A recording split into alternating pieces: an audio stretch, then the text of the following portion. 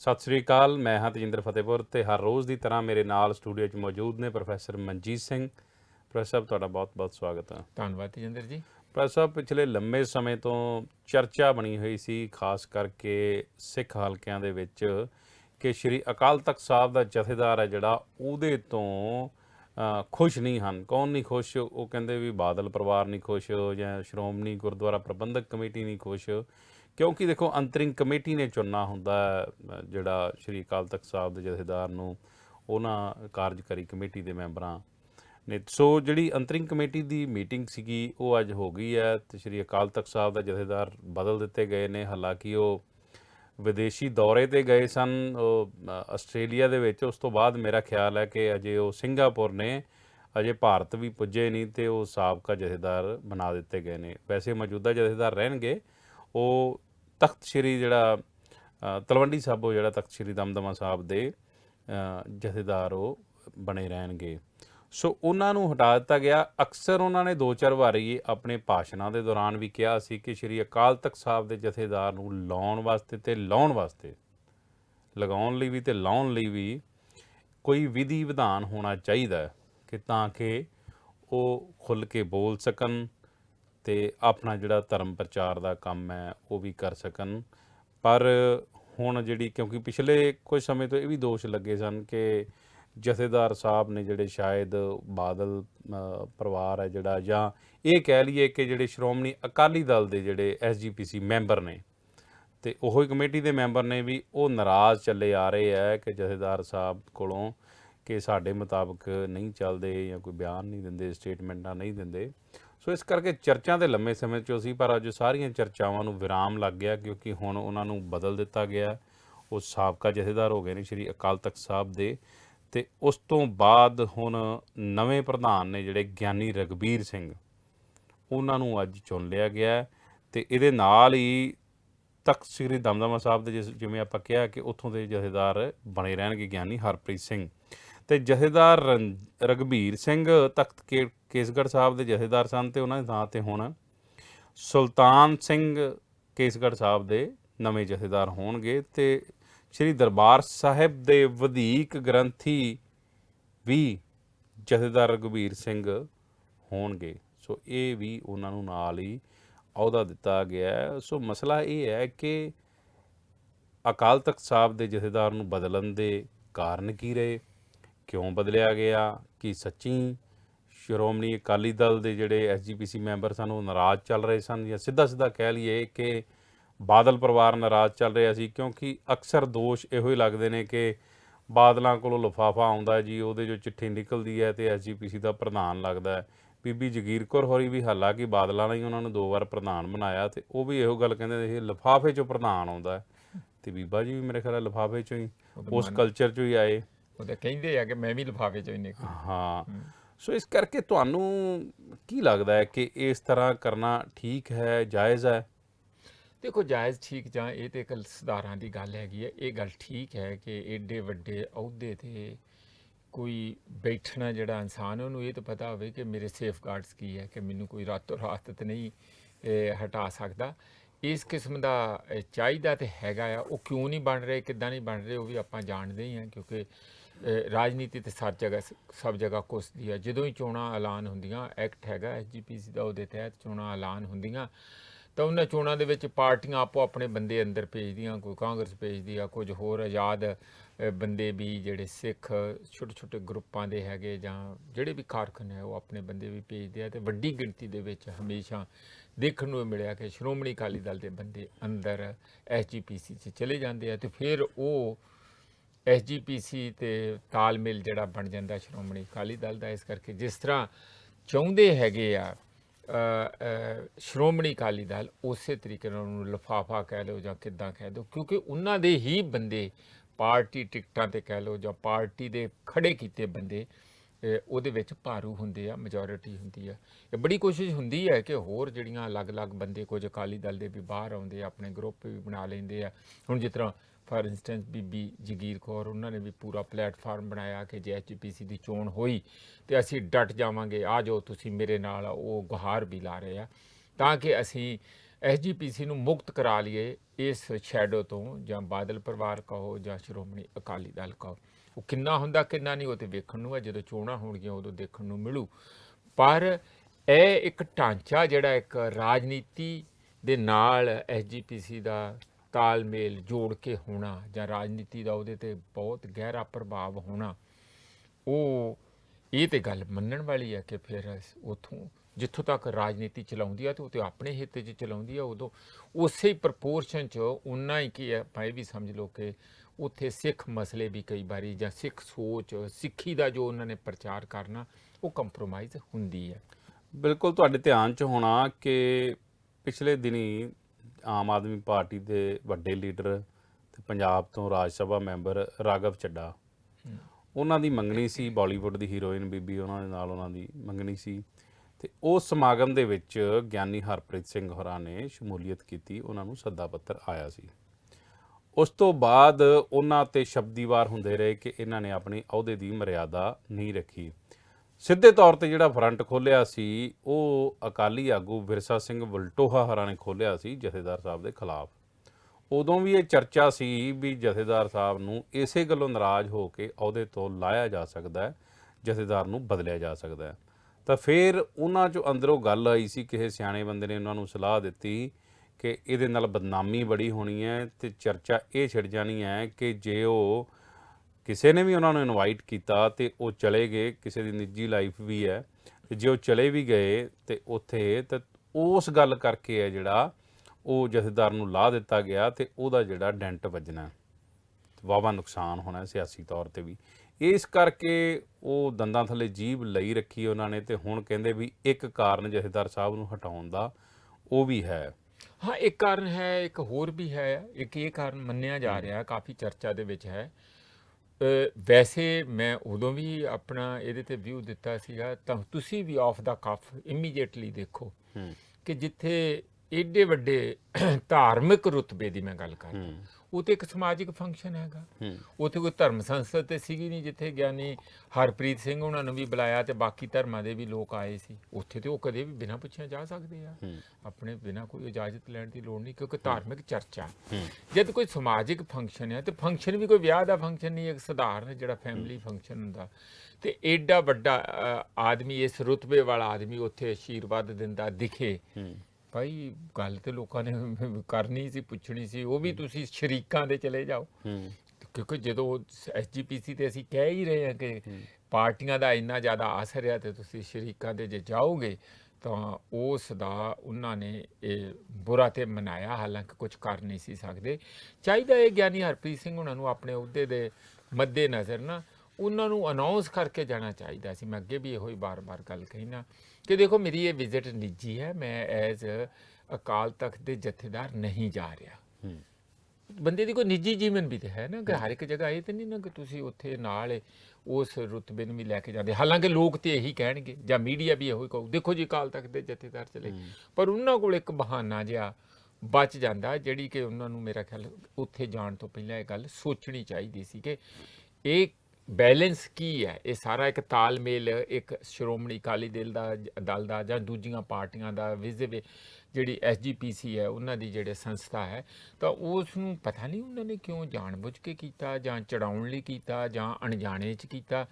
ਇਹ ਤਾਂ ਹੁਣ ਉਹੋ ਹੀ ਜਾਣਨ, ਜਦੋਂ ਮੀਡੀਆ ਪੁੱਛੂਗਾ ਉਹ ਦੱਸ ਦੇਣਗੇ। ਦੂਜੀ ਗੱਲ ਇੱਕ ਹੋਰ ਵੀ ਜਿਹੜਾ ਪੇਚ ਹੈ ਉਹ ਹੈ ਲਾਈਵ ਪ੍ਰਸਾਰਨ ਜਿਹੜਾ ਆ ਉੱਥੋਂ ਕੀਰਤਨ ਦਰਬਾਰ ਸਾਹਿਬ ਦਾ, ਜਿਹੜਾ ਪੀਟੀਸੀ ਨੂੰ ਮਿਲਿਆ। ਉਹਨਾਂ ਨੂੰ 11 ਸਾਲ ਹੋ ਗਏ, ਉਹ ਕਹਿੰਦੇ ਅਸੀਂ ਤੇ ਪੈਸੇ ਵੀ ਦਿੰਨੇ ਆ ਤੇ ਹਰ ਦੇਸ਼ ਦੇ ਕੋਨੇ-ਕੋਨੇ 'ਚ ਇਹ ਗੁਰਬਾਣੀ ਦਾ ਪ੍ਰਸਾਰ ਕਰ ਰਿਹਾ, ਔਰ ਬੜੇ ਉਸ ਨਿਯਮਾਂ ਦੇ ਤਹਿਤ ਕਰ ਰਹੇ ਆ ਕਿ ਜਿੱਥੇ ਉਦੋਂ ਪਹਿਲਾਂ ਵੀ ਕੋਈ ਅਸ਼ਲੀਲ ਐਡਵਰਟਾਈਜ਼ਮੈਂਟ ਨਾ ਆਏ, ਬਾਅਦ ਵਿੱਚ ਵੀ ਕੋਈ ਨਾ ਆਏ, ਤਾਂ ਕਿ ਇੱਕ ਲੋਕਾਂ ਨੂੰ ਉਹ ਜਿਹੜੀ ਮਾਨਸਿਕ ਪੂਰਾ ਮਾਹੌਲ ਹੁੰਦਾ ਉਹਦੇ ਤੇ ਹੁਣ ਇਹ ਜਦੋਂ ਸਾਰਾ ਕੁਝ ਹੋ ਰਿਹਾ, ਤੇ ਐਉਂ ਲੱਗਦਾ ਸੀ ਕਿ ਗਿਆਨੀ ਹਰਪ੍ਰੀਤ ਸਿੰਘ ਸ਼ਾਇਦ ਇਸ ਗੱਲ ਦੇ ਉੱਤੇ ਪੂਰੇ ਕੋਈ ਟੈਕਨੀਕਲ ਗੱਲਾਂ ਕਰ ਰਹੇ ਸੀ ਵੀ ਉਹ ਆਪਾਂ ਹੁਣ ਟੈਂਡਰ ਖੁੱਲ੍ਹਣਗੇ ਤੇ ਆਹ ਹੋਊਗਾ ਤੇ ਕੋਈ ਹੋਰ ਵੀ ਲੈ ਸਕਦਾ। ਜਦ ਕਿ ਪੀਟੀਸੀ ਦੇ ਰਵਿੰਦਰ ਨਾਰਾਇਣ ਜਿਹੜੇ CEO ਆ, ਉਹਨਾਂ ਨੇ ਇੱਕ ਲੰਬੀ ਇੰਟਰਵਿਊ ਦੇ ਵਿੱਚ ਪੀਟੀਸੀ ਤੇ ਹੀ ਕਿਹਾ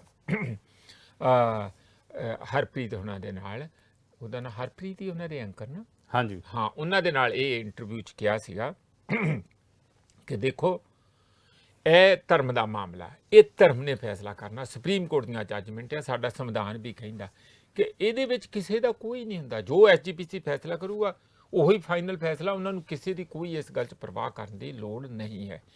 ਹੁਣ ਕਿਉਂਕਿ ਅਲੱਗ-ਅਲੱਗ ਪਾਰਟੀਆਂ ਇਹਦੇ 'ਚ ਦਖਲ ਅੰਦਾਜ਼ੀ ਤੇ ਹੁੰਦੀ ਆ, ਉਹਨਾਂ ਸਾਰਿਆਂ ਨੂੰ ਨਾਲ ਰੱਖਣਾ ਹੁੰਦਾ, ਤੇ ਉੱਥੋਂ ਤੱਕ ਰਾਜਨੀਤਿਕ ਰੰਗਤ ਤੇ ਐਸਜੀਪੀਸੀ ਤੇ ਚਾੜੀ ਜਾਂਦੀ ਹੈ, ਤੇ ਉਹਨਾਂ ਨੂੰ ਧਿਆਨ ਵੀ ਦੇਣਾ ਪੈਂਦਾ।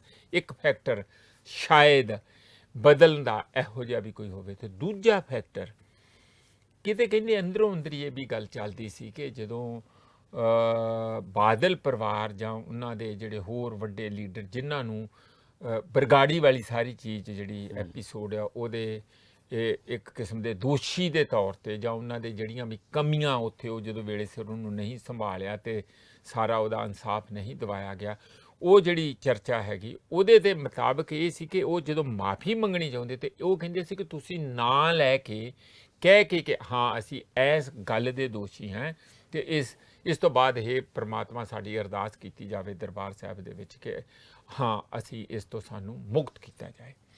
ਹੁਣ ਉਹ ਕਹਿੰਦੇ ਸੀ ਵੀ ਅਸੀਂ ਜਿਸ ਤਰ੍ਹਾਂ ਉਹਨਾਂ ਨੇ, ਤੁਹਾਨੂੰ ਪਤਾ ਸਵਰਗੀ ਪ੍ਰਕਾਸ਼ ਸਿੰਘ ਬਾਦਲ ਹੋਣਾ ਤੇ ਉਦੋਂ ਭੋਗ ਦੇ ਉੱਤੇ ਕਿਹਾ ਹੀ ਸੀਗਾ ਕਿ ਜੇ ਸਾਡੇ 'ਚ ਕੋਈ ਗਲਤੀਆਂ ਅਸੀਂ ਮਾਫੀ ਚਾਹੁੰਦੇ ਸਮੁੱਚਾ ਪਰਿਵਾਰ ਤੋਂ। ਇੱਕ ਵਾਰੀ ਬਾਅਦ 'ਚ ਪ੍ਰੈਸ ਕਾਨਫਰੰਸ 'ਚ ਵੀ ਕਿਹਾ। ਬਿਲਕੁਲ। ਉਹ ਰਾਉਂਡ ਅਬਾਊਟ ਜਨਰਲ ਸੈਂਸ ਵਿੱਚ ਤੇ ਕਹਿੰਦੇ ਸੀ, ਸਪੈਸੀਫਿਕ ਸੈਂਸ ਵਿੱਚ ਨਹੀਂ ਸੀ ਕਹਿੰਦੇ। ਇਸ ਗੱਲ ਤੇ ਵੀ ਕਹਿੰਦੇ ਕਿ ਕੋਈ ਪੇਚ ਫਸਿਆ ਐਸਜੀਪੀ ਇਹਨਾਂ ਦਾ, ਗਿਆਨੀ ਹਰਪ੍ਰੀਤ ਹੋਣਾ ਦਾ, ਤੇ ਇਹ ਜਿਹੜੀ ਸ਼੍ਰੋਮਣੀ ਅਕਾਲੀ ਦਲ ਦੀ ਮੁੱਖ ਲੀਡਰਸ਼ਿਪ ਆ ਆਫ ਕੋਰਸ ਜਿਨ੍ਹਾਂ 'ਚ ਪ੍ਰਕਾਸ਼ ਸਿੰਘ ਜਿਹੜੇ 'ਚ ਸੁਖਬੀਰ ਸਿੰਘ ਬਾਦਲ ਤੇ ਉਹਨਾਂ ਦਾ ਪਰਿਵਾਰ ਸ਼ਾਮਲ ਹੈਗੇ ਆ। ਹੁਣ ਤੇਜਿੰਦਰ ਜੀ ਇਹ ਸਾਰੀ ਗੱਲ ਤੋਂ ਤੇ ਇਹੀ ਲੱਗਦਾ ਆ ਕਿ ਚਲੋ ਬਹੁਤਾ ਕੁਝ ਡੁੱਲਿਆ ਪੇਰਾਂ ਦਾ ਤੇ ਵਿਗੜਿਆ ਨਹੀਂ, ਕਾਰਜਕਾਰੀ ਸੀ ਇੰਨੇ ਚਿਰ ਦੇ, ਪੱਕੇ ਤੇ ਕੀਤੇ ਨਹੀਂ ਸੀ, ਫੁੱਲ ਫਲੈਜ ਤੇ ਬਣਾਏ ਸੀ, ਐਡੀਸ਼ਨਲ ਚਾਰਜ ਹੀ ਕਹਿ ਲਓ, ਵਰਕਿੰਗ ਪ੍ਰੈਜ਼ੀਡੈਂਟ ਜਥੇਦਾਰ। ਤੇ ਇਸ ਲਈ ਮੇਰਾ ਖਿਆਲ ਹੈ ਕਿ ਉਹ ਕਿਉਂਕਿ ਦਮਦਮਾ ਸਾਹਿਬ ਦੇ ਅਜੇ ਵੀ ਜਥੇਦਾਰ ਹੈਗੇ ਆ। ਵੈਸੇ ਮੈਂ ਹੁਣ ਲਾਸਟ ਗੱਲ ਕਹਿਣੀ ਚਾਹੁੰਦਾ ਕਿ ਸਿੱਖ ਸਮੁਦਾਇ ਨੂੰ ਜਾਂ ਸਿੱਖ ਸੰਸਥਾਨਾਂ ਨੂੰ ਜਾਂ ਜਿਹੜੇ ਸਾਡੇ ਆਮ ਸਿੱਖ ਆ ਉਸ ਨੂੰ ਇਸ ਗੱਲ ਦੀ ਕੋਈ ਚਿੰਤਾ ਹੋਣੀ ਚਾਹੀਦੀ ਆ ਉੱਥੇ ਰਘਬੀਰ ਸਿੰਘ ਬਣਦਾ ਜਾਂ ਕੋਈ ਹੋਰ ਫਕੀਰ ਸਿੰਘ ਬਣਦਾ ਜਾਂ ਕੋਈ ਹੋਰ ਦਿਲਦਾਰ ਸਿੰਘ ਬਣਦਾ, ਕੀ ਫਰਕ ਪੈਂਦਾ? ਕਿਸੇ ਨੇ ਜ਼ਿੰਮੇਵਾਰੀ ਲੈਣੀ ਆ। ਸਾਡੀ ਜਿਹੜੀ ਚਿੰਤਾ ਔਰ ਸਾਡਾ ਜਿਹੜਾ ਕਿੰਤੂ ਪਰੰਤੂ ਹੈ ਐਜ਼ ਏ ਸਿੱਖ ਬਲੀਵਰ, ਉਹ ਇਹ ਹੈਗਾ ਕਿ ਕੀ ਆਪਾਂ ਸਿੱਖੀ ਨੂੰ ਦੁਬਾਰਾ ਉਸ ਰਸਤੇ ਤੇ ਉਸ ਪੱਧਰ ਤੇ ਲਿਆਉਣ ਦੇ ਵਿੱਚ ਕਾਮਯਾਬ ਹੋਵਾਂਗੇ ਇਹਨਾਂ ਦੀ ਲੀਡਰਸ਼ਿਪ ਵਿੱਚ, ਭਾਵੇਂ ਉਹ ਐਸਜੀਪੀਸੀ ਆ ਭਾਵੇਂ ਅਕਾਲ ਤਖਤ ਦੇ ਜਥੇਦਾਰ। ਹਾਲ ਦੀ ਘੜੀ ਤੇ ਮੈਨੂੰ ਲੱਗਦਾ ਕਿ ਨਾ ਤੇ ਅਸੀਂ ਅਲੱਗ-ਅਲੱਗ ਜਾਤਾਂ ਦੇ ਆਧਾਰ ਤੇ ਗੁਰਦੁਆਰੇ ਇਕੱਠੇ ਕਰ ਸਕੇ ਹਾਂ, ਨਾ ਅਸੀਂ ਸ਼ਮਸ਼ਾਨ ਭੂਮੀ ਜਿਹੜੇ ਕ੍ਰਿਮੇਸ਼ਨ ਗਰਾਊਂਡ ਉਹ ਕਰ ਸਕੇ ਹਾਂ, ਨਾ ਅਸੀਂ ਜਿਹੜੇ ਹੋਰ ਜਾਤੀ ਸਾਡੇ ਸਮਾਜ ਦੇ ਅੰਦਰ ਜਾਤੀ ਦਾ ਕੋਡ ਇੰਨਾ ਗਰਸਿਆ ਆ ਉਹਨੂੰ ਦੂਰ ਕਰ ਸਕੇ ਹਾਂ।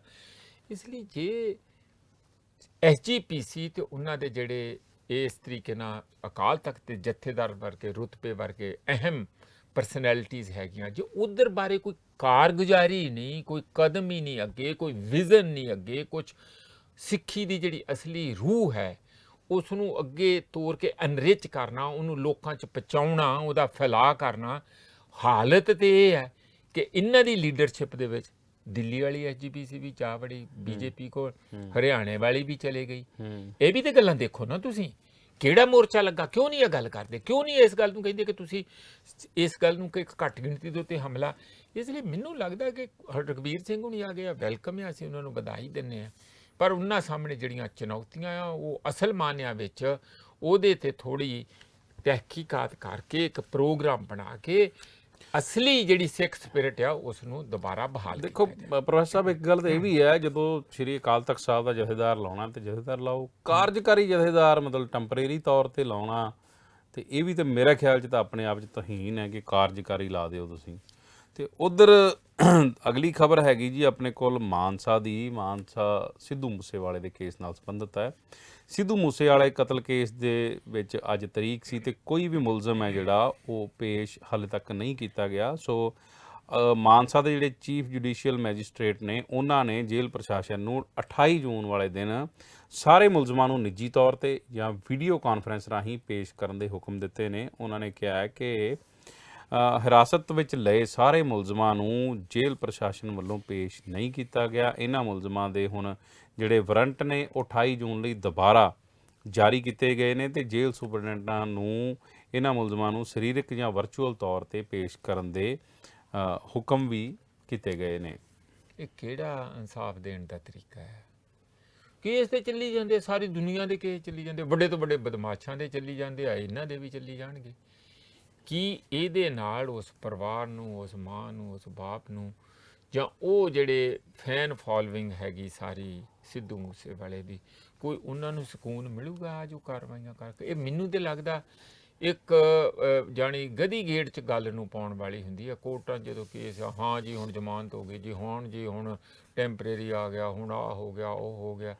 ਚਾਹੀਦਾ ਇਹ ਹੈ ਜੇ ਸੱਚੀ ਮੁੱਚੀ ਇਨਸਾਫ ਦੇਣਾ ਕਿ ਜਿਹੜੇ ਬਾਰ-ਬਾਰ ਸਿੱਧੂ ਮੂਸੇਵਾਲੇ ਦੇ ਪਿਤਾ ਜੀ ਬਲਕੌਰ ਸਿੰਘ ਕਹਿੰਦੇ ਆ ਕਿ ਜਿਹੜੇ ਪਿੱਛੇ ਜਿਨ੍ਹਾਂ ਨੇ ਮਰਵਾਇਆ ਉਹਨਾਂ ਨੂੰ ਫੜ ਕੇ ਤੁਸੀਂ ਤੇ ਪੇਸ਼ ਕਰੋ, ਉਹਨਾਂ ਦੇ ਤੇ ਉੱਤੇ ਕੋਈ ਤਹਿਕੀਕਾਤ ਕਰੋ, ਉਹਨਾਂ ਨੂੰ ਤੇ ਤੁਸੀਂ ਲਿਆਓ। ਜਦ ਉਹ ਨਹੀਂ ਹੋ ਰਹੇ ਤੇ ਬਾਕੀ ਦੇ ਜਿਹੜਾ ਇਹ ਜਿਨ੍ਹਾਂ ਨੇ ਐਕਚੁਅਲੀ ਮਾਰਿਆ ਆ ਉਹਨਾਂ ਦੇ ਮਰਡਰ ਦਾ ਕੇਸ ਪਾ ਕੇ ਸਾਰਾ ਉਹਨਾਂ ਨੂੰ ਕਰਕੇ ਉਹਨਾਂ ਨੂੰ ਫਾਹੇ ਲਾਉਣਾ ਲਾ ਦਿਓ। ਇਹ ਕੋਈ ਨਾ ਤੇ ਉਸ ਕਿਸਮ ਦੇ ਕ੍ਰਿਮੀਨਲ ਲੋਕਾਂ ਨੂੰ ਸਜਾਇਆ ਜਿਨ੍ਹਾਂ ਨੇ ਇਹ ਸਾਰਾ ਕੁਝ ਕਰਵਾਇਆ, ਤੇ ਨਾ ਹੀ ਉਹਨਾਂ ਮਾਂ-ਬਾਪ ਦੇ ਜ਼ਖਮਾਂ ਦੇ ਕੋਈ ਮਲਮ ਪੱਟੀ ਹੈਗੀ ਆ ਜਿਹੜੇ ਇਸ ਗੱਲ ਲਈ ਤਰਸ ਰਹੇ ਆ, ਉਡੀਕ ਰਹੇ ਆ, ਦਰ-ਦਰ ਭਟਕ ਰਹੇ ਆ ਕਿ ਸਾਡੇ ਪੁੱਤ ਦਾ ਸਾਨੂੰ ਇਨਸਾਫ ਮਿਲੇ। ਤੇ ਜਿਹੜੇ ਬੰਦਿਆਂ ਨੇ ਪਿੱਛੇ ਸਾਰਾ ਕੁਝ ਕਾਰਵਾਈ ਪਲੈਨਿੰਗ ਕਰਕੇ ਕਰਵਾਇਆ ਹੈ ਉਹਨਾਂ ਨੂੰ ਜਦ ਤੱਕ ਸਜ਼ਾ ਨਹੀਂ ਮਿਲਦੀ, ਬਾਕੀ ਸਾਰੀ ਤੇ ਇੱਕ ਕਿਸਮ ਦੀ ਲਿਪਾ ਪੋਚੀ ਹੈਗੀ।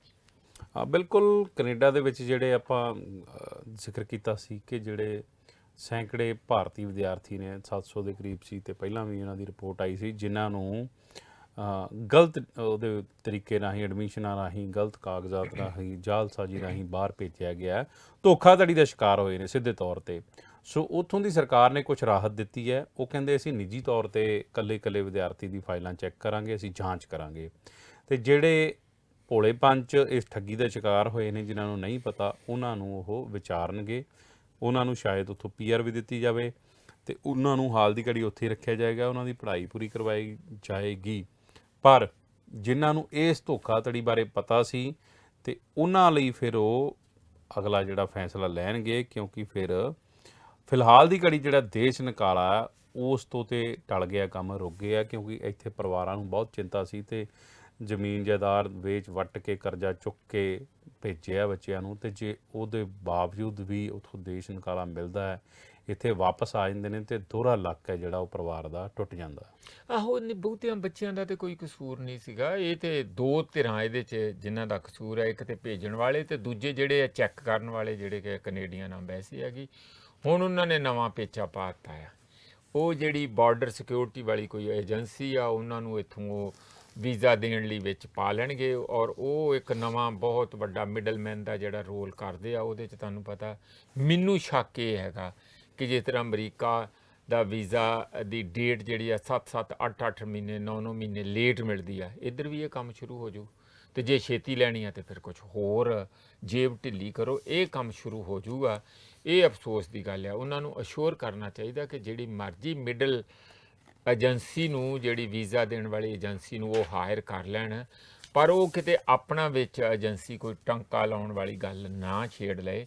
ਲੋਕਾਂ ਨੂੰ ਇਸ ਗੱਲ ਦੀ ਸ਼ੰਕਾ ਹੈ ਕਿ ਜਿਹੜੇ ਵੀਜ਼ੇ ਲੇਟ ਹੋ ਰਹੇ ਹੈ ਅਮਰੀਕਾ ਦੇ, ਮੈਂ ਕਹਿ ਰਿਹਾ ਕਿਉਂਕਿ ਕੈਨੇਡਾ ਅਮਰੀਕਾ ਦਾ ਲੋਕ ਤੇ ਉਧਰ ਨੂੰ ਭੱਜਦੇ ਜ਼ਿਆਦਾ, ਤੇ ਉਹ ਉਸੇ ਤਰੀਕੇ ਨਾਲ ਨਾ ਪਹਿਲਾਂ ਛੇਤੀ 3 ਹਫ਼ਤਿਆਂ 'ਚ 4 ਹਫ਼ਤਿਆਂ 'ਚ ਹੁਣ ਵੀਜ਼ਾ ਇਸ ਵੇਲੇ ਅੱਜ ਦੀ ਡੇਟ ਦੇ ਵਿੱਚ ਕੈਨੇਡਾ ਦਾ ਮਿਲ ਰਿਹਾ, ਜਦ ਕਿ ਅਮਰੀਕਾ ਦਾ ਜੇ ਤੁਸੀਂ ਵਿਜ਼ਿਟਿੰਗ ਵੀਜ਼ਾ ਲੈਣਾ, ਟੂਰਿਸਟ ਵੀਜ਼ਾ ਲੈਣਾ ਆ, ਤਾਂ ਉਹ 8 ਮਹੀਨੇ ਜਾਣੀ ਅੱਜ ਅਪਲਾਈ ਕਰੋਗੇ ਤਾਂ ਮਾਰਚ ਅਪ੍ਰੈਲ ਦੀ ਡੇਟ ਤੁਹਾਨੂੰ ਮਿਲ ਰਹੀ ਹੈ। ਜਾਣੀ ਪ੍ਰੈਕਟੀਕਲੀ ਤੁਸੀਂ ਜਾ ਹੀ ਨਹੀਂ ਸਕਦੇ। ਜੇ ਤੁਸੀਂ ਇਹਨਾਂ ਗਰਮੀਆਂ 'ਚ ਜਾਣਾ, ਤੁਸੀਂ ਮਾਰਚ ਵਿੱਚ ਅਪਲਾਈ ਕੀਤਾ, ਫਰਵਰੀ 'ਚ ਅਪਲਾਈ ਕੀਤਾ ਇਸ ਗਰਮੀਆਂ ਲਈ, ਤੇ ਫਿਰ ਤੇ ਅਗਲੇ ਸਾਲ ਦੀਆਂ ਗਰਮੀਆਂ 'ਚ ਹੀ ਜਾਓਗੇ। ਅਗਲੇ ਸਾਲ ਤੁਸੀਂ ਪਤਾ ਨਹੀਂ ਕਿੱਥੇ ਹੋਣਾ, ਕਿੱਥੇ ਨਹੀਂ ਹੋਣਾ ਜੇ ਵੀਜ਼ਾ ਮਿਲੂ। ਇਹ ਗੱਲ ਜਿਹੜੀ ਆ ਉਹ ਕਹਿ ਰਹੇ ਆ ਕਿ ਜਿਹੜੀਆਂ ਏਜੰਸੀਆਂ ਵਿੱਚ ਹਾਇਰ ਕੀਤੀਆਂ ਅਮਰੀਕਾ ਨੇ, ਉਹਦੇ ਕਰਕੇ ਹੋ ਰਿਹਾ। ਉਹ ਕੀ ਕਰਦੇ ਆ, ਜਿਵੇਂ ਤੁਹਾਨੂੰ ਪਤਾ ਰੇਲਵੇ ਦੀ ਟਿਕਟਾਂ ਪਹਿਲਾਂ ਬੁੱਕ ਹੁੰਦੀਆਂ ਸੀ ਤੇ ਵਿੱਚ ਪਹਿਲਾਂ ਤੇ ਬੁਕਿੰਗ ਹੁੰਦੀ ਸੀ, ਫਿਰ ਫੇਰ ਹੋ ਗਿਆ ਕਿ ਚਲੋ ਜੀ ਆਨਲਾਈਨ ਹੋ ਗਈ। ਆਨਲਾਈਨ ਫਿਰ ਵੀ ਉਹਨਾਂ ਨੇ ਏਜੰਟਾਂ ਨੇ ਕੀ ਕਰਨਾ, ਆਨਲਾਈਨ ਪੂਰੀ ਬੋਗੀ ਜਿਹੜੀ ਆਪਣੇ ਨਾਂ ਦੇ ਉੱਤੇ ਬੁੱਕ ਕਰ ਲਈ, ਤੇ ਉੱਥੇ ਆਨਲਾਈਨ ਫੁੱਲ ਮਿਲਦੀ ਸੀਗੀ ਤੇ ਜਦੋਂ ਇੱਥੇ ਦੇਖਦੇ ਸੀਗੇ ਤੇ ਉਹ ਪਤਾ ਲੱਗਦਾ ਸੀਗਾ ਕਿ ਹਾਂ ਏਜੰਟ ਕਹਿੰਦਾ ਸੀ ਲਿਆ ਕਿੰਨੀਆਂ ਟਿਕਟਾਂ ਚਾਹੀਦੀਆਂ, ਉਹ ਕਹਿੰਦੇ ਯਾਰ ਆਨਲਾਈਨ ਤੇ ਹੈ ਹੀ ਨਹੀਂ, ਤੁਹਾਨੂੰ ਉਹ ਤੈਨੂੰ ਅਸੀਂ ਦਿੰਨੇ ਆ ਨਾ, ਤੈਨੂੰ ਕਿਹੜੀ ਗੱਲ। ਇਹ ਕੰਮ ਕਿਤੇ ਵੀਜ਼ਿਆਂ 'ਚ ਵੀ ਨਾ ਸ਼ੁਰੂ ਹੋ ਜੇ, ਇਹ ਸ਼ੰਕਾ। ਬਾਕੀ ਇਹ ਗੱਲ ਬੜੀ ਰਾਹਤ ਦੀ ਹੈ ਕਿ ਉਹਨਾਂ ਬੱਚਿਆਂ ਦੀ ਸੁਣੀ ਗਈ, ਕਿਉਂਕਿ ਵਾਕਿਆ ਹੀ ਉਹਨਾਂ ਨਾਲ ਹੈ ਤੇ ਧੱਕਾ ਹੀ ਸੀ। ਬਿਲਕੁਲ। ਉਧਰੋਂ ਕਰਨਾਟਕਾ ਦੀਆਂ ਦੋ ਖਬਰਾਂ ਨੇ। ਇੱਕ ਤੇ ਕਾਂਗਰਸ ਸਰਕਾਰ ਜਦੋਂ ਉੱਥੇ ਬਣੀ ਆ ਉਸ ਤੋਂ ਬਾਅਦ ਉਹਨਾਂ ਨੇ ਇਹ ਫੈਸਲਾ ਕੀਤਾ ਹੈ ਕਿ ਜਿਹੜਾ ਧਰਮ ਪਰਿਵਰਤਨ ਵਿਰੋਧੀ ਕਾਨੂੰਨ ਬਿੱਲ ਬਣਾਇਆ ਹੋਇਆ ਸੀਗਾ, ਧਰਮ ਪਰਿਵਰਤਨ ਵਿਰੋਧੀ ਕਾਨੂੰਨ ਸੀਗਾ, ਉਹਨੂੰ ਰੱਦ ਕੀਤਾ ਜਾਏਗਾ। ਸੋ ਇਹ 3 ਜੁਲਾਈ ਤੋਂ ਉੱਥੇ ਜਿਹੜਾ ਇਜਲਾਸ ਸ਼ੁਰੂ ਹੋ ਰਿਹਾ ਵਿਧਾਨ ਸਭਾ ਦਾ, ਉਹਦੇ ਵਿੱਚ ਨਵਾਂ ਬਿੱਲ ਹੈ ਜਿਹੜਾ ਉਹ ਪੇਸ਼ ਕੀਤਾ ਜਾਏਗਾ, ਪੁਰਾਣੇ ਨੂੰ ਰੱਦ ਕੀਤਾ ਜਾਏਗਾ। ਇਹ ਬੀਜੇਪੀ ਦੀ ਪਿਛਲੀ ਜਿਹੜੀ ਸਰਕਾਰ ਸੀਗੀ ਉਹਦੀ ਕੈਬਨਿਟ ਵੱਲੋਂ ਇਹ ਪਾਸ ਕੀਤਾ ਗਿਆ ਸੀ। ਤੇ ਉਧਰ ਕਾਂਗਰਸ ਹੈ ਜਿਹੜੀ, ਉਹ ਨਵੀਂ ਮੁਸਲਿਮ ਲੀਗ ਹੈ, ਇਹ ਬੀਜੇਪੀ ਦੇ ਆਗੂ ਨੇ ਬਿਆਨ ਦੇਤਾ। ਬੀਜੇਪੀ ਆਗੂ ਕਿਹੜੇ ਨੇ? ਸਾਬਕਾ ਕੇਂਦਰੀ ਮੰਤਰੀ ਨੇ, ਉਹਨਾਂ ਨੇ ਇਹ ਬਿਆਨ ਦਿੱਤਾ ਹੈ, BR ਪਾਟਿਲ। ਉਹ ਕਹਿੰਦੇ ਕਿ ਇਹ ਨਵੀਂ ਜਿਹੜੀ ਕਾਂਗਰਸ ਹੈ ਨਵੀਂ ਮੁਸਲਿਮ ਲੀਗ ਹੈ।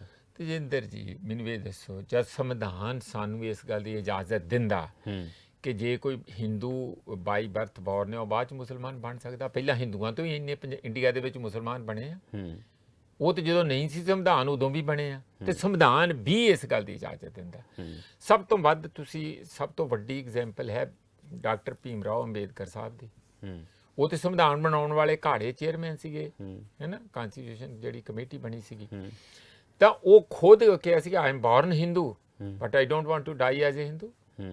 ਉਹਨਾਂ ਨੇ ਸਿੱਖ ਬਣਨ ਦੀ ਵੀ ਕੋਸ਼ਿਸ਼ ਕੀਤੀ ਤੇ ਸਿੱਖਾਂ ਨੇ ਨਹੀਂ ਬਹੁਤਾ ਸਾਂਭਿਆ। ਕਹਿੰਦੇ ਵੀ ਸਾਰੇ ਦੇਸ਼ ਦੇ ਵਿੱਚ ਜੇ ਦਲਿਤ ਮੈਜੋਰਿਟੀ ਹੋ ਗਏ ਤੇ ਫਿਰ ਜਿਹੜੇ ਇੱਥੇ ਦੇ ਸਿੱਖ ਆ, ਜੱਟ ਸਿੱਖ, ਉਹ ਤੇ ਮਾਈਨੋਰਿਟੀ ਰਹਿ ਜਾਣਗੇ। ਇਹ ਗੱਲਾਂ ਦੇ ਵਿੱਚ ਚਰਚਾ 'ਚ, ਮੈਂ ਨਹੀਂ ਕਹਿੰਦਾ ਕਿ ਇਸੇ ਤਰੀਕੇ ਨਾਲ ਹੋਇਆ ਹੋਊਗਾ, ਪਰ ਇਹ ਇੱਕ one of the view points ਦਿੱਤਾ ਜਾਂਦਾ ਕਿ ਇਸ ਕਰਕੇ ਬਹੁਤੀ ਸਪੋਰਟ ਭੀਮ ਰਾਓ ਅੰਬੇਦਕਰ ਸਾਹਿਬ ਨੂੰ ਕਨਵਰਜਨ ਲਈ, ਮਾਸ ਕਨਵਰਜਨ ਲਈ, ਸਿੱਖ ਬਣਨ ਲਈ ਨਹੀਂ ਮਿਲੀ। ਹਾਲਾਂਕਿ ਕਿਉਂਕਿ ਸਿੱਖੀ ਦੀ ਉਹਨਾਂ ਨੂੰ ਸੋਚਦਾ ਲੱਗਦਾ ਸੀਗਾ ਕਿ ਹਾਂ ਇਹ ਇੱਥੇ ਇੱਕ ਧਰਮ ਜਿਹੜੀ ਸਰਵ ਧਰਮ ਦੀ ਇੱਜ਼ਤ ਕਰਨ ਵਾਲੇ ਔਰ ਜਾਤਾਂ ਤੋਂ ਉੱਪਰ ਉੱਠ ਕੇ, ਜਾਤਾਂ ਲਈ ਇੱਥੇ ਕੋਈ ਜਗ੍ਹਾ ਨਹੀਂ ਹੈ, ਉਸ ਕਿਸਮ ਦੀ ਇਹ ਇੱਕ ਸੰਸਥਾ ਹੈਗੀ ਹੈ।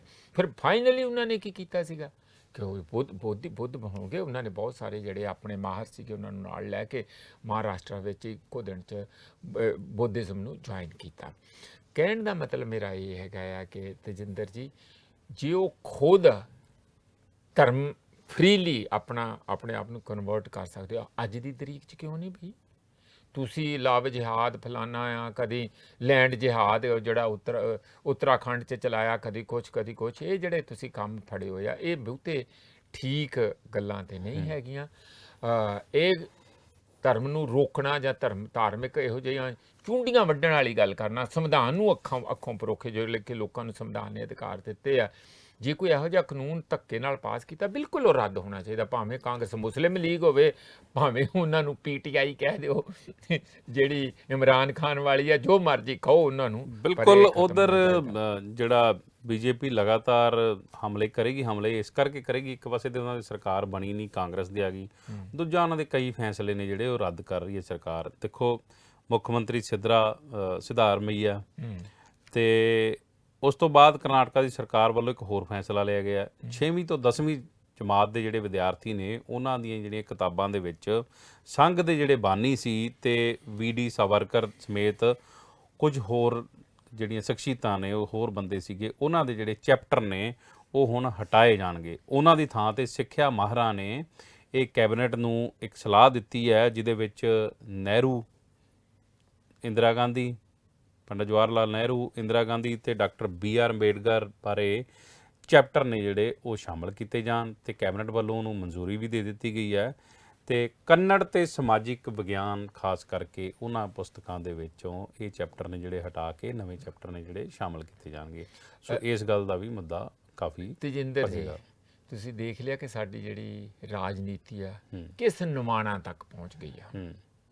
ਜਿਹੜੀ ਬੱਚਿਆਂ ਨੂੰ ਜਿਹੜਾ ਪੜ੍ਹਾਉਣਾ, ਉਹ ਵੀ ਤੁਸੀਂ ਉਹਨਾਂ ਦੇ ਇਤਿਹਾਸ ਬਾਰੇ ਸੱਚ ਨਹੀਂ ਪੜ੍ਹਨ ਦੇਣਾ ਚਾਹੁੰਦੇ। ਆਪਣੀ ਜਾਣੀ ਇੱਕ ਸਕੂਲਾਂ ਦੀ ਜਿਹੜੀ ਸਿੱਖਿਆ ਆ ਉਹਦੇ 'ਚ ਵੀ ਜ਼ਹਿਰ ਭਰਨੀ ਸ਼ੁਰੂ ਕਰ ਦਿੱਤੀ ਹੈ, ਇੱਕ ਫਿਰਕੇ ਦੀ ਬਣਾਉਣੀ ਸ਼ੁਰੂ ਕਰਤੀ ਹੈ, ਤੇ ਬੜੀ ਮਾੜੀ ਗੱਲ ਹੈਗੀ ਆ। ਤੁਸੀਂ 6ਵੀਂ ਤੋਂ 10ਵੀਂ ਤੱਕ ਦੇ ਬੱਚੇ ਕੀ ਹੁੰਦੇ ਆ, ਹੈ ਨਾ, ਕੱਚੀ ਸੋਚ ਹੁੰਦੀ ਆ। ਉਹਨਾਂ ਨੂੰ ਤਾਂ ਜੋ ਪੜ੍ਹਾ ਦੋਗੇ ਉਂਝ ਹੀ ਉਹ ਮੰਨਣਗੇ, ਕਿਉਂਕਿ ਉਹ ਕਹਿਣਗੇ ਅਸੀਂ ਤੇ ਲਿਖਿਆ ਪੜ੍ਹਿਆ, ਅਸੀਂ ਤੇ ਆਪ ਪੜ੍ਹਿਆ, ਇਹੀ ਸੱਚ ਹੈਗਾ। ਇਹ ਤੇ ਉਹਨਾਂ ਦੇ ਨਾਲ ਇੱਕ ਜੀਵਨ ਦੇ ਨਾਲ, ਸੋਚ ਦੇ ਨਾਲ ਇੱਕ ਧੱਕਾ ਹੈਗਾ। ਇਹ ਕਹਿਣਾ ਕਿ ਤੁਹਾਨੂੰ ਪਤਾ ਹੈਡਗੇਵਰ ਨੇ ਕੀ ਲਿਖਿਆ, ਬੰਚ ਆਫ ਥਾਟਸ ਕਿਤਾਬ ਹੈ, ਤੁਸੀਂ ਆਨਲਾਈਨ ਦੇਖ ਲਿਓ। ਉਹਦੇ 'ਚ ਕੀ ਲਿਖਿਆ, ਉਹਦੀਆਂ ਸਪੀਚਾਂ ਆ। ਉਹ ਲਿਖਿਆ ਕਿ ਦੇਸ਼ ਦੇ ਵਿੱਚ 3 ਮੁੱਖ ਦੁਸ਼ਮਣ ਆ ਸਾਡੇ ਦੇਸ਼ ਦੇ ਲੋਕਾਂ ਦੇ। ਕਿਹੜੇ ਕਿਹੜੇ? ਇੱਕ ਤੇ ਲੈਫਟ ਲੋਕ ਜਿਹੜੇ ਮਾਰਕਸਿਜ਼ਮ ਦੀ ਗੱਲ ਕਰਦੇ ਆ, ਮਾਰਕਸ ਦੀ ਗੱਲ ਕਰਦੇ ਆ, ਇਨਕਲਾਬ ਦੀ ਗੱਲ ਕਰਦੇ, ਤੇ 2 ਧਾਰਮਿਕ ਧਰਮ ਜਿਹੜੇ ਹੈਗੇ ਆ, ਈਸਾਈ ਧਰਮ ਤੇ ਇਸਲਾਮ ਧਰਮ। ਇਹ ਦੋਵੇਂ ਬਾਹਰੋਂ ਆਏ ਆ ਤੇ ਲੈਫਟ ਦੀ ਆਈਡੀਓਲੋਜੀ ਵੀ ਬਾਹਰੋਂ ਆਈ ਹੈ। ਇਸ ਲਈ ਇਹ ਤਿੰਨਾਂ ਨੂੰ ਹੁੰਜਾ ਫੇਰ ਕੇ ਬਾਹਰ ਕੱਢਣਾ ਚਾਹੀਦਾ। ਉਸ ਨੂੰ ਬੱਚਿਆਂ ਨੂੰ ਇਹ ਗੱਲਾਂ ਪੜ੍ਹਾਓਗੇ ਹੈਡਗੇਵਰ ਦੀਆਂ, ਜਿਹਨੂੰ ਇਹ ਗੁਰੂ ਜੀ ਕਹਿੰਦੇ RSS ਸਾਰੀ, ਤੇ ਸਾਰੀ ਜਗ੍ਹਾ ਉਹਦੀ ਫੋਟੋ ਲਾਉਂਦੇ ਆ, ਉਹਨੂੰ ਮੱਥਾ ਟੇਕ ਕੇ ਆਪਣਾ ਦਿਨ ਸ਼ੁਰੂ ਕਰਦੇ, ਤੇ ਕੀ ਦੇਸ਼ ਇਕੱਠਾ ਰਹਿ ਜਾਊਗਾ? ਇੱਕ ਫਿਰਕੇ ਦੀ ਚੀਜ਼ ਤੁਸੀਂ ਪੜ੍ਹਾਓਗੇ ਔਰ ਇੱਕ ਇਸ ਕਿਸਮ ਦੀ ਅਨਫਾਊਂਡਡ ਚੀਜ਼ਾਂ ਜਿਹੜੀਆਂ ਕਿ ਇਤਿਹਾਸ ਦੇ ਵਿੱਚ ਉਹਦੀ ਕੋਈ ਥੱਲੇ ਉਹਦੇ ਲਈ ਫੈਕਚੁਅਲ ਸਪੋਰਟ ਨਹੀਂ ਹੈ, ਤੇ ਇੱਕ ਫਿਰਕੇ ਦੀ ਗੱਲ ਪੜ੍ਹਾਓਗੇ, ਇੱਕ ਸੋਚ ਦੀ ਗੱਲ ਪੜ੍ਹਾਓਗੇ, ਤੇ ਮਾੜੀ ਗੱਲ ਹੈਗੀ ਹੈ। ਆਪਣੇ ਵੱਲੋਂ ਨਵਾਂ ਇਤਿਹਾਸ ਸਿਰਜਿਆ ਜਾ ਰਿਹਾ ਤਾਂ ਕਿ ਆਉਣ ਵਾਲੀਆਂ ਪੀੜ੍ਹੀਆਂ ਇਸੇ ਨੂੰ ਸੱਚ ਮੰਨਣ। ਬਿਲਕੁਲ। ਦੂਜੇ ਪਾਸੇ ਜਿਹੜਾ VD ਸਵਾਰਕਰ ਆ, ਉਹਨੂੰ ਪਤਾ ਕੀ ਕਹਿੰਦੇ ਆ? ਵੀਰ ਸਵਾਰਕਰ। ਵੀਰ ਸਵਾਰਕਰ ਇਸ ਕਰਕੇ ਕਿਉਂਕਿ ਜਦੋਂ ਸੈਲੂਲਰ ਜੇਲ੍ਹ ਦੇ ਵਿੱਚ ਅੰਡੇਮਾਨ ਦੇ ਵਿੱਚ ਉਹ ਬੰਦ ਸੀਗਾ, ਉੱਥੋਂ ਕਈ ਵਾਰੀ ਬੇਨਤੀਆਂ ਕੀਤੀਆਂ, ਮਾਫੀਆਂ ਮੰਗੀਆਂ ਕਿ ਹੱਥ ਜੋੜੇ ਕਿ ਮੈਨੂੰ ਬਾਹਰ ਕੱਢੋ, ਮੈਨੂੰ ਕਿੱਥੇ ਇੱਥੇ ਕਰਤਾ, ਅਸੀਂ ਤੇ ਖਤਰਨਾਕ ਹੈ ਹੀ ਨਹੀਂ, ਅਸੀਂ ਤੇ ਇੱਕ ਕਲਚਰਲ ਜਥੇਬੰਦੀ ਆ। 3-4 ਵਿੱਚ ਚਿੱਠੀਆਂ ਲਿਖਣ ਤੋਂ ਬਾਅਦ ਉਹਨਾਂ ਨੇ ਕਾਫੀ ਸਾਰੀਆਂ ਉਹਦੇ ਤੇ ਪਾਬੰਦੀਆਂ ਲਾ ਕੇ ਕਿ ਤੂੰ ਥਾਣੇ 'ਚ ਪੇਸ਼ ਹੋਏਗਾ, ਇੰਝ ਕਰੇਗਾ, ਇੰਝ ਕਰੇਗਾ, ਫਿਰ ਉਹਨੂੰ ਕੀਤਾ। ਇੱਕ ਕਿਹੜੀ ਵੀਰਤਾ ਸੀਗੀ ਐਡੀ? ਲੋਕ ਸ਼ਹੀਦੀਆਂ ਪਾ ਰਹੇ ਸੀ, ਸ਼ਰਾਬਾ ਉਦੋਂ ਫਾਂਸੀ ਤੇ ਚੜ੍ਹ ਰਿਹਾ ਸੀ, ਤੇ ਉਹਨਾਂ ਦੇ ਨਾਲ ਮਾਫੀਆਂ ਮੰਗ ਕੇ ਹੱਥ ਜੋੜ ਕੇ ਜੇਲ੍ਹਾਂ 'ਚੋਂ ਬਾਹਰ ਆਉਣਾ ਚਾਹੁੰਦੇ ਸੀ। ਹੋਰ ਪੰਜਾਬੀ ਕਿੰਨੇ ਸੀ ਉੱਥੇ? ਕਹਿਣ ਦਾ ਮਤਲਬ ਤੇ ਮੇਰਾ ਇਹੀ ਹੈ ਕਿ ਇਸ ਤਰੀਕੇ ਨਾਲ ਜਿਹਦੀ ਸੱਤਾ ਹੱਥ 'ਚ ਲੱਗ ਗਈ, ਉਹ ਤੁਸੀਂ ਸਾਰਾ ਕੁਝ ਸਿਲੇਬਸ ਹੀ, ਲੋਕਾਂ ਦੀ ਸੋਚ ਹੀ ਬਦਲ ਕੇ ਰੱਖ ਦੋਗੇ। ਇਹ ਧੱਕਾ ਆ। ਇਹ 'ਚ ਪੰਜਾਬੀਆਂ ਨੂੰ ਵੀ ਸੋਚਣਾ ਚਾਹੀਦਾ ਕਿ ਕੱਲ੍ਹ ਨੂੰ ਤਾਂ ਇੱਥੇ ਵੀ ਕੀਤਾ। ਸਿੱਖੀ ਦਾ ਜਿਹੜਾ ਸਾਡੇ ਇੱਥੇ ਬੋਰਡ ਦੀ ਐਜੂਕੇਸ਼ਨ ਦੇ ਵਿੱਚ ਲੰਬੇ ਚੈਪਟਰ ਸੀ, ਘਟਾ ਕੇ ਛੋਟੇ ਕਰ ਤੇ ਕਿੰਨਾ ਇੱਥੇ ਮੋਰਚਾ ਲੱਗਾ ਰਿਹਾ ਸਕੂਲ ਐਜੂਕੇਸ਼ਨ ਬੋਰਡ ਦੇ ਸਾਹਮਣੇ। ਬਿਲਕੁਲ। ਤਾਂ ਇਹ ਛੇੜਛਾੜ ਕਰਨੀ, ਇਹੀ ਕਾਰਨ ਆ। ਤੁਸੀਂ ਇੱਕ ਹੋਰ ਖਬਰ ਪੜ੍ਹੀ ਹੋਣੀ ਆ ਤੇਜਿੰਦਰ ਜੀ, ਕਿ ਜਿਹੜੀ CBSE ਦੇ ਸਿਲੇਬਸ ਦੇ ਵਿੱਚ ਉਹਦੇ ਲਈ ਕਾਂਗਰਸ ਦੀ ਸਰਕਾਰ ਵੇਲੇ, UPA ਦੀ ਸਰਕਾਰ ਵੇਲੇ ਕਾਫੀ ਵੱਡੇ ਵੱਡੇ ਬੰਦੇ ਐਜ਼ ਐਡਵਾਈਜ਼ਰ ਪਾਏ ਸੀ, ਤਾਂ ਕਿ ਮੈਂ ਉਸੇ ਖਬਰ ਤੇ ਆ ਰਿਹਾ ਸਾਂ ਕਿ ਹਾਂ 33 ਸਿੱਖਿਆ ਮਾਹਰਾਂ ਨੇ NCERT ਨੂੰ ਇੱਕ ਚਿੱਠੀ ਲਿਖੀ ਹੈ। ਚਿੱਠੀ ਲਿਖ ਕੇ ਉਹਨਾਂ ਨੇ ਕਿਹਾ ਹੈ ਕਿ ਕਿਤਾਬਾਂ ਦੇ ਵਿੱਚੋਂ ਸਾਡਾ ਨਾਂ ਕੱਟ ਦਿੱਤਾ ਜਾਵੇ, ਕਿਉਂਕਿ ਅਸੀਂ ਸਿੱਖਿਆ ਮਾਹਰ ਦੇ ਵਜੋਂ ਨਾਲ ਜੁੜੇ ਸੀ। ਸਾਡੇ ਮੁਤਾਬਕ ਹੈ ਜਿਹੜਾ ਉਹ ਕੰਮ ਨਹੀਂ ਹੋ ਰਿਹਾ, ਤੇ ਛੇੜਛਾੜ ਸਾਡੀ ਬਿਨਾਂ ਸਹਿਮਤੀ ਤੋਂ ਕੀਤੀ ਗਈ ਹੈ, ਜਿਹਦੇ 'ਚ ਸਾਡੀ ਸਹਿਮਤੀ ਨਹੀਂ। ਸੋ ਜਿਹੜੇ ਰਾਜਨੀਤੀ ਮਾਹਰ ਵੀ ਨੇ, ਯੋਗੇਂਦਰ ਯਾਦਵ ਹੋਰਾਂ ਨੇ ਪਹਿਲਾਂ ਹੀ ਇਹ ਪੱਤਰ ਲਿਖਿਆ ਸੀ। ਉਸ ਤੋਂ ਮਗਰੋਂ 33 ਹੋਰ ਜਿਹੜੀਆਂ ਮਤਲਬ ਸਿੱਖਿਆ ਦੀਆਂ ਵੱਡੀਆਂ ਸਿੱਖਿਆ ਮਾਹਰ ਨੇ, ਵੱਡੀਆਂ ਸ਼ਖਸੀਅਤਾਂ ਨੇ, ਉਹਨਾਂ 'ਚ ਇੱਕ ਜਵਾਹਰ ਲਾਲ ਨਹਿਰੂ ਯੂਨੀਵਰਸਿਟੀ ਦੇ ਸਾਬਕਾ ਪ੍ਰੋਫੈਸਰ ਨੇ ਕਾਂਤੀ ਪ੍ਰਸਾਦ ਵਾਜਪਾਈ, ਤੇ ਅਸ਼ੋਕਾ ਯੂਨੀਵਰਸਿਟੀ ਦੇ ਸਾਬਕਾ VC ਨੇ ਪ੍ਰਤਾਪ ਭਾਨੂ ਮਹਿਤਾ। ਸੋ ਇਹਨਾਂ ਦੇ ਸਮੇਤ 33 ਕੁੱਲ ਸ਼ਖਸੀਅਤਾਂ ਨੇ ਜਿਨ੍ਹਾਂ ਨੇ ਚਿੱਠੀ ਲਿਖ ਕੇ ਕਿਹਾ ਕਿ ਸਾਡਾ ਜਿਹੜਾ ਨਾਮ ਹੈ ਉਹ ਸਿੱਖਿਆ ਮਾਹਰ ਵਜੋਂ ਸਲਾਹਕਾਰ ਬੋਰਡ ਦੇ ਵਿੱਚੋਂ ਹਟਾ ਦਿੱਤਾ ਜਾਵੇ। ਕਿੱਡੀ ਮੰਦਭਾਗੀ ਗੱਲ ਹੈ ਇਹ। ਨਹੀਂ, ਉਹ ਦੇਖੋ ਇਹ ਟਾਪ ਨੌਚ ਆ ਸਾਰੇ ਬੰਦੇ। ਮੈਂ ਪੀਟਰ ਡਿਸੂਜ਼ਾ ਜਾਣਦਾ, ਗੋਆ 'ਚ ਮੇਰੇ ਨਾਲ ਪੋਲੀਟੀਕਲ ਸਾਇੰਸ ਸੀ, ਬਾਅਦ ਵਿੱਚ ਇੱਥੇ Indian institute of advance study ਸ਼ਿਮਲੇ ਦੇ ਵਿੱਚ ਸੀ, ਉਹ ਵੀ ਇਸ ਕਮੇਟੀ ਦੇ ਵਿੱਚ ਸੀ। ਸੁਹਾਸ ਪਲਸੀਕਰ ਉਹ ਜਿਹੜਾ ਆ, ਉਹ ਰਜਨੀ ਕਠਾਰੀ ਵਾਲੇ ਦਿੱਲੀ ਵਾਲੇ ਇੰਸਟੀਚਿਊਟ ਬਹੁਤ ਰਿਹਾ, ਹੁਣ ਵੀ ਉਹ ਲਗਾਤਾਰ ਲਿਖਦੇ ਰਹਿੰਦੇ ਆ। ਉਹ ਸਾਰੇ ਬੰਦੇ ਤੇਜਿੰਦਰ ਜੀ ਕਰੀਮ ਆ, ਇੰਟੈਲੈਕਚੁਅਲ ਬੰਦੇ ਆ। ਉਹਨਾਂ ਨੇ ਕਿਉਂ ਗੁੱਸੇ 'ਚ ਕੀਤਾ, ਦੁਖੀ ਹੋ ਕੇ ਕੀਤਾ ਕਿ ਤੁਸੀਂ ਵਿੱਚ ਕੂੜਾ ਭਰ ਦਿਓ ਚੀਜ਼ਾਂ ਦਾ, ਆਪਣੀ ਮਰਜ਼ੀ ਨਾਲ ਜੋ ਕੋਈ ਨੇ ਤੋੜ ਮੋੜ ਭੰਨ ਤੋੜ ਕਰ ਦਿਓ, ਤੇ ਮੋਹਰ ਸਾਡੀ ਲੱਗ ਜਾਏ ਵੀ ਇਹ ਬੰਦਿਆਂ ਨੇ ਪਾਸ ਕੀਤਾ। ਉਹ ਕਹਿੰਦੇ ਨਾ, ਜੇ ਸਾਡੀ ਇੱਥੇ ਵਿਚਾਰ ਹੀ ਨਹੀਂ, ਸਾਡੀ ਕੋਈ ਐਡਵਾਈਸ ਹੈ ਹੀ ਨਹੀਂ, ਸਾਡਾ ਸੁਜੈਸ਼ਨ ਹੈ ਨਹੀਂ, ਤੇ ਜੇ ਭੰਨ ਤੋੜ ਕਰਕੇ ਸਾਡਾ ਨਾ ਵਰਤਣਾ ਉਹ ਨਹੀਂ ਹੈ, ਸਾਨੂੰ ਮਾਫ ਕਰ ਦਿਓ, ਤੁਸੀਂ ਆਪੇ ਜੋ ਕਰਨਾ ਕਰੀ ਚੱਲੋ, ਕਿਉਂਕਿ ਤੁਹਾਡੇ ਕੋਲ ਸੱਤਾ ਹੈਗੀ ਹੈ। ਕਰ ਕੀ ਰਹੇ ਆ ਇਹ ਵੀ ਸੁਣ ਲਓ। ਜਿੰਨਾ ਤੁਹਾਡਾ ਇਤਿਹਾਸ ਦੀਆਂ ਮੈਂ ਕਿਤਾਬਾਂ ਦੀ ਗੱਲ ਕਰ ਰਿਹਾ, ਜਿੱਥੇ ਵੀ ਕਿਸਾਨਾਂ ਦੀਆਂ ਵੱਡੀਆਂ ਮੂਵਮੈਂਟ ਸੀਗੀਆਂ, ਜਾਂ ਦਲਿਤਾਂ ਦੀਆਂ ਖਾਸ ਕਰਕੇ ਵੱਡੀਆਂ ਮੂਵਮੈਂਟ ਸੀ, ਜਾਂ ਦਲਿਤਾਂ ਨਾਲ ਦੁਰਵਿਹਾਰ ਕੀਤਾ ਜਾਂਦਾ ਸੀਗਾ ਇਤਿਹਾਸ ਦੇ ਵਿੱਚ ਜਾਤੀਗਤ ਤੌਰ 'ਤੇ, ਉਹ ਸਾਰੇ ਦਾ ਸਾਰਾ ਸਿਲੇਬਸ ਨੂੰ ਜਾਂ ਤੇ ਛੋਟਾ ਕੀਤਾ ਜਾ ਰਿਹਾ ਜਾਂ ਉਹਦੇ ਚੋਂ ਕੱਢਿਆ ਜਾ ਰਿਹਾ, ਤੇ ਸਾਰਾ ਉੱਪਰੋਂ ਵੈਦਿਕ ਪੀਰੀਅਡ ਤੋਂ ਲੈ ਕੇ ਹੁਣ ਤੱਕ ਹਰਾ ਹੀ ਹਰਾ ਦਿਖਾਲ ਕੇ ਤੁਸੀਂ ਇਸ ਤਰੀਕੇ ਨਾਲ ਕੀ ਲੋਕਾਂ ਨੂੰ ਦੱਸਣਾ ਚਾਹੋਗੇ ਕਿ ਅਸੀਂ ਕਦੀ ਵੀ ਸਾਡੇ 'ਚ ਕੋਈ ਉਹੋ ਜਿਹੀ, ਇਹ ਕਿਵੇਂ ਹੋ ਸਕਦਾ ਪੋਸੀਬਲ ਕਿ ਜੇ ਇਤਿਹਾਸ ਅੱਗੇ ਆਇਆ ਇੱਥੇ ਹੁਣ ਮੁਗਲਾਂ ਨੂੰ ਤੁਸੀਂ ਇਸ ਤਰੀਕੇ ਨਾਲ ਉਹ ਜੋ ਸੀਗਾ ਉਸ ਨੂੰ ਕੱਟ ਕੇ ਭੰਨ ਤੋੜ ਕੇ ਕੁਝ ਹੋਰ ਤਰੀਕੇ ਨਾਲ ਦਿਖਾਉਣਾ ਚਾਹੋਗੇ ਤਾਂ ਫਿਰ ਇਹ ਵੀ ਇੱਕ ਇਤਿਹਾਸ ਦੇ ਫੈਕਟਸ ਦੇ ਨਾਲ ਆ, ਕੋਈ ਹੋਰ ਆਊਗਾ ਉਹ ਫਿਰ ਉਸ ਨੂੰ ਬਦਲ ਦੂਗਾ, ਜਿਵੇਂ ਕਿ ਕਰਨਾਟਕਾ 'ਚ ਹੋਇਆ ਹੀ। ਇਹ ਛੇੜਛਾੜ ਨਹੀਂ ਕਰਨੀ ਚਾਹੀਦੀ, ਆਪਾਂ ਨੂੰ ਸੱਚਾਈ ਦਿਖਾਉਣੀ ਚਾਹੀਦੀ ਆ, ਤਾਂ ਹੀ ਸਾਡੇ ਜਿਹੜੇ ਬੱਚੇ ਆ ਉਹਨਾਂ ਦੀ ਸੋਚ ਦੇ ਵਿੱਚ ਕੋਈ ਸਵਾਲ ਪੈਦਾ ਹੋਣਗੇ, ਤਾਂ ਹੀ ਦੇਸ਼ ਦਾ ਇਤਿਹਾਸ, ਦੇਸ਼ ਦਾ ਸਮਾਜ, ਦੇਸ਼ ਦੇ ਵਿੱਚ ਬੱਚੇ ਜਿਹੜੇ ਸਮਾਜ ਪ੍ਰਤੀ ਕੋਈ ਸਾਇੰਟੀਫਿਕ ਸੋਚ ਬਣਾ ਕੇ ਉਹਦੀ ਕੋਈ ਸੇਵਾ ਕਰਨ ਦੇ ਕਾਬਿਲ ਬਣਨਗੇ। ਨਹੀਂ ਤੇ ਅਸੀਂ ਐਵੇਂ ਹੀ ਉਹਨਾਂ ਨੂੰ ਇੱਕ, ਜਿਸ ਤਰ੍ਹਾਂ ਕਈ ਵਾਰੀ ਧਰਮ ਦੇ ਵਿੱਚ ਬਹੁਤ ਸਾਰੀਆਂ ਚੀਜ਼ਾਂ ਅਸੀਂ ਜਿਹੜੀਆਂ ਕਿ ਜਿਹਦਾ ਸਾਇੰਟੀਫਿਕ ਆਧਾਰ ਕੋਈ ਨਹੀਂ ਹੁੰਦਾ, ਉਹੋ ਜਿਹੀਆਂ ਪੜ੍ਹਾ ਕੇ ਆਪਾਂ ਕਿੱਥੇ ਲਿਜਾਣੇ। ਤਾਂ ਹੀ ਇਸੇ ਕਰਕੇ ਤਾਂ ਸਾਇੰਸ ਪੜ੍ਹਾਉਣੀ ਪੈਂਦੀ ਆ।